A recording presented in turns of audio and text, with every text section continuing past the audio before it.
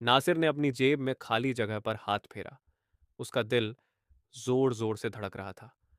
वो चला गया, उसने बर्फ की ठंडक महसूस करते हुए कहा। उसके पिता ने उसे स्कूल की ट्रिप के लिए 5,000 रुपये दिए थे। 5 क्रिस्प 1,000 रुपये के नोट। वह घबराकर अपने कदमों का पुनरावलोकन करने लगा, मार्केट की दुकानों के नीचे और नालों में झांकने लगा। उसे याद आया कि उसने पहले कमरान की चाय की दुकान से गुजरते वक्त चाय खरीदी थी। कमरान, जो गांव में अपनी ईमानदारी के लिए जाना जाता था, अब भी ग्राहकों को चाय दे रहा था। नासिर का डर संदेह में बदल गया। और कौन पास में था? उसकी आंखें कमरान पर जम गईं। उसने आरोप लगाया, मेरा बटुआ गायब है, 5,000 रुपए। मैंने देखा था, तुम उसे देख रहे थे जब मैंने चाय खरीदी थी। कमरान ने एक कप चाय आधा भरा और उसे रखा।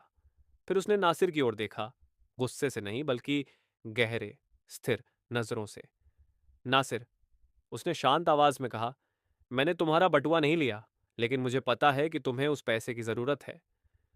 कमरान ने अपने एप्रण में हाथ डाला और एक सुसंगत ढेर में पैसे निकाले।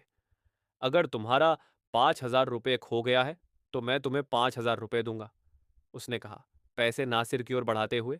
ले लो, तुम्हारे पिता को तुम पर भरोसा है। नासिर चकित हो गया, पैसे ले लिए और पीछे हटते हुए चुपचाप वहां से चला गया।